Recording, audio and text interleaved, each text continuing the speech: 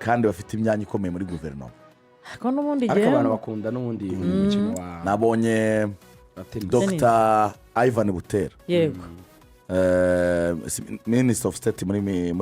Minisante ejo nabonye profile ye hari page njya ndebaho ya Instagram iserebura abayobozi b'igihugu bikangamo numva ndikanze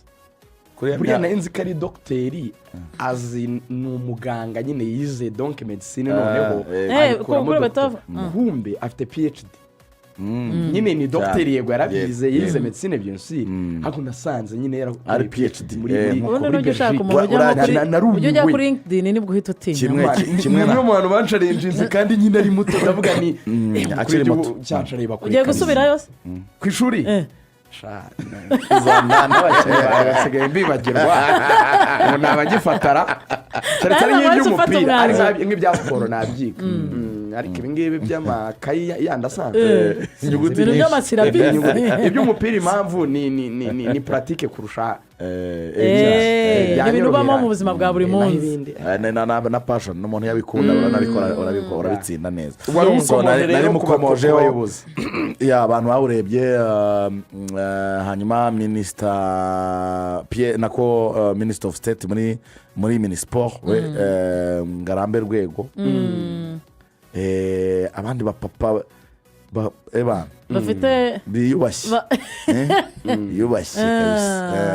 ejo nabonaga barimo baraganira na perezida wa tennis baganira nyine ku mukino ariko buriya na kira kibuga cya IPRC hari ukuntu bacyubatse neza gifite VIP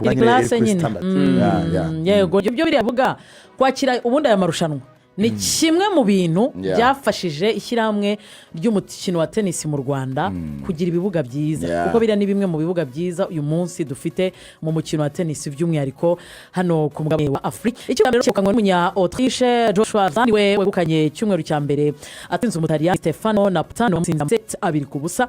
7-6 uyu rero Shwaza ntago ari umukinyi mushya muri tennis kuko mu 2020 yabaye nimero mbere negukanye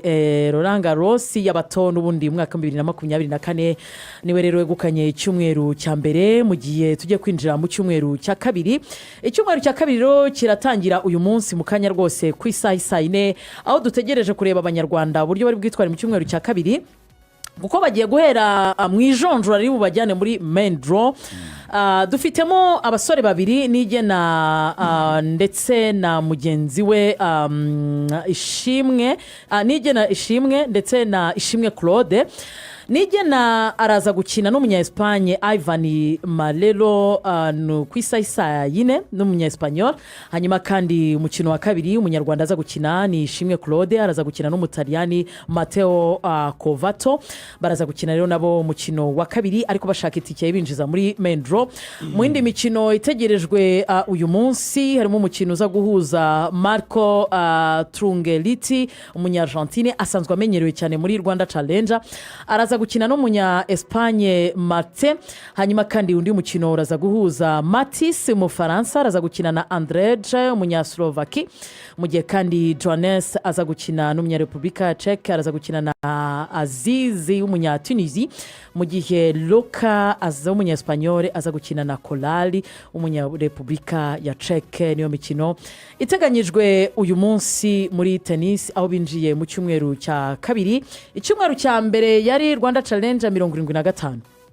baba barwanira amanota 75. Icyumweru cya kabiri ni Rwanda Challenge 100 ubwo baraza kurwanira amanota 100. Ikintu nakunze nuko igihembo bari gutanga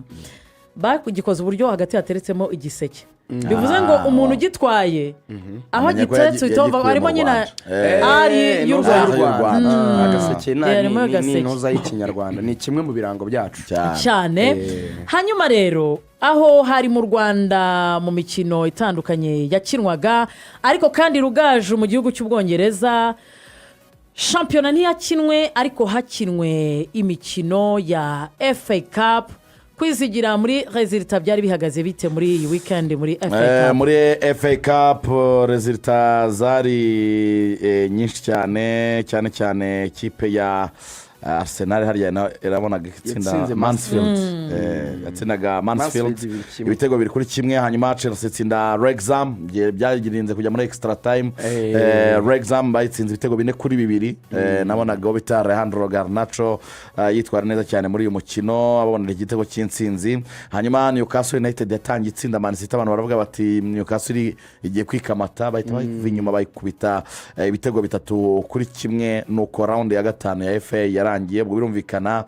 yaba Arsenal yaba Chelsea yaba na Man City zose zarakomeje ibigugu byakomeje ni no mpamvu nta n'ibyo kubiganiro byinshi bihari kugira ngo bize kutwerekeza hano mu Rwanda ubwo barenze round ya 1/8 binje muri 1/4 bitangiye gukomera kuko birumvikana ariko gasigabwa amakipe 8 ubwo amakipe 8 rero agomba guhura nyine burya agomba guhura muri FA Cup nabyo turaza kugira dute uhareba kugira ngo uze kuyatwarira hamwe kuko no ku munsi w'ejo barakinnye ikipe ya Soton yatsinze Fulham igitego 1-0 hanyuma ikipe ya Paul Valley itsinda Sunderland igitego 1-0 Leeds United itsinda ikipe ya Norwich City ibitego 3-0 ubwo waruvuze izakomeje ubwo hakomeje izo z'ejo waruvuze Leeds waruvuze ikipe ya Soton yego ndetse ni ikipe ya ndi kugira ngo ndebe iyi kipe ya Paul Valley yakomeje yego itsinze Sunderland igitego 1-0 yego ubwo nizo kwa gatandatu yavuga wongeraho izo twari twavuze zirimo Arsenal zirimo Chelsea zirimo Man City ndetse n'izindi zitandukanye ubwo ni amakipe 8 ageze 1/4 amakipe akomeye rero yakaniye iki gikombe kubera ko ni igikombe cya kabiri gikomeye mu Bwongereza ikindi amakipe amwe nka za Chelsea abizko ntago azatwara shampiyona mu mibare biragoye Arsenal izacyakubana ariko nta wakwanga kugira treble mu gihe byose yagira umugisha wo kubitwara so aho bigeze rero tombora iri buze kugena uko bizahura mu by'ukuri tuzabona byanze bikunze shock ishobora kongera guhuza byibura amakipe asa n'ahakomeye twigira imbere muri Espagne niho iyi minsi duhanze amaso ariko navuga ngo ubwo Barcelona yatsinze Athletic Club ikipe ya Real Madrid igatsinda ikipe ya Getafe ibitego 2-1 bisobanuye ko yego igitego 1-0 ibitego 2-1 bisobanuye ko n'ubundi bavuye muri weekend ikipe FC Barcelona kirusha amanota 4 ikipe ya Real Madrid kuko ifite amanota 67 ikipe ya Real Madrid ifite amanota 63 abantu turi kubihutisha kuri munsi turashaka turivuza kuza mu Rwanda kare zose zatsinze Atletico yatsinze Atletico de Madrid Real Madrid iratsinda Barca iratsinda teburebye nta cyahindutseho cyane uko byari bimeze no munini ko byakomeje kumera wenda iyo twari twibagiwe gato muri FA Cup abantu batwibikije ni Liverpool yatsinda ikipe ya Wolves Wolves yabatsinze muri championnat nabo bahita bayitsinda muri FA Cup ubwo Liverpool nayo yakomeje abafana ba Liverpool batagira ngo hari ikindi dupfa ibigugu rero byose byatsinze nagiye mbona no mu yandi mashampiyona shoke yabaye ariko nayo isi na shoke isi Milan yatsinze Inter 1-0 ni bisanzwe ko yayitsinda nyine ni ikipe zombi zikomeye ariko ntacyo byahungabanyije cyane kuri table kuko n'ubundi Inter yagumanye umwanya wa mbere so i Burayi mu by'ukuri iyi weekend buri iyo Premier League itabaye cyangwa se mwagire nk'ikigugu wenda gitakaza match nta bintu byinshi byo kwaganira bihari ni mutwemerere tuvuge ngo amakipe yanyakomeye yatsinze n'ayatsinzwe nuko byagize ndetse Pep Guardiola bahaye suspension Guardiola yahawe suspension y'imikino 2 atemerewe gutoza nuko ngo azagaruka kuri finale y'igikombe cya English Football League cyangwa se Carabao ku itariki 27 z'ukwezi kwa gatatu bakina na Arsenal